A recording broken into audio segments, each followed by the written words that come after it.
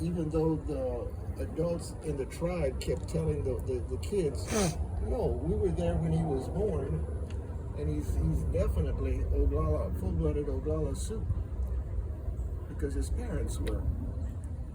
And but they wouldn't quit picking on him, and he was shorter than the other boys.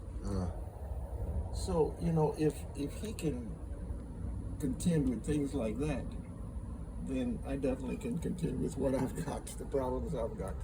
Yeah.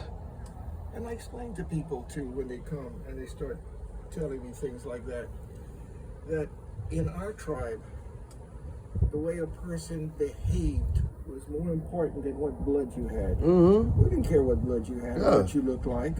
It's how you behave. If you behaved like a human being, you were accepted. Yeah, you didn't break the law of the whole like nature and the code. Well, the thing is, you had to protect the interests of the tribe. Yeah. The tribe was the most important thing. Mm-hmm. And if you didn't put the tribe in danger of any kind, you were accepted by the tribe. I mean, look at the Seminoles with all the runaway slaves that they accepted in, and you know, and they married and stuff like that. I mean, Native Americans did mix. There were other humans around too.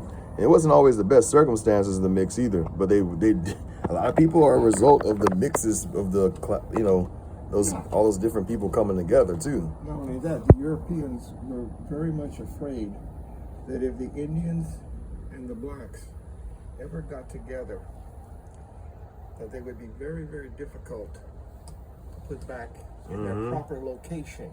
Yep. Okay? So what they did was the Indians were paid a bounty for every slave they returned. That they returned. I tell people that. And the slaves were told, okay, if you go and attack that Indian village over there, we can, once you kill everybody in the village, we can take the land and we can make it a part of the plantation. And you see this in the films, the black people, the slaves helping the masters shoot at the Indians and fighting with them. You see this all the time. You also see slaves getting caught by Indians, and if you look at history documentaries too, you know. So, yeah, I guess that was the way to keep them separate, you know. That was the only way to keep them separate. Because the whites figured that, well, as long as the Indians and the blacks fight each other, then we won't have to worry about them fighting us. And it's obvious in the tribal systems and the way they had their system set up that, like, the Africans' way of life was probably way more similar to that of the Native Americans than it was to Western Europeans, you know? In fact, the Europeans, when they first settled here, they had to pass laws because they were losing their young people. The young people were going to live with the Indians, because with the Indians, they had more freedom, more liberty, and more rights than they did with their own people. Mm-hmm. So they went to live with the Indians. Yeah.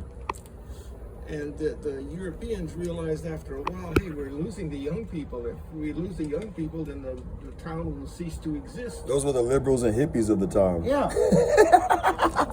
And so they started passing laws that prevented the young people from going integrating to live with the Indians. Wow. That's some sitting bear knowledge, y'all. This is the ex-chief of the Avoyles Parish, the Avogel tribe. Mr. Sitting Bear.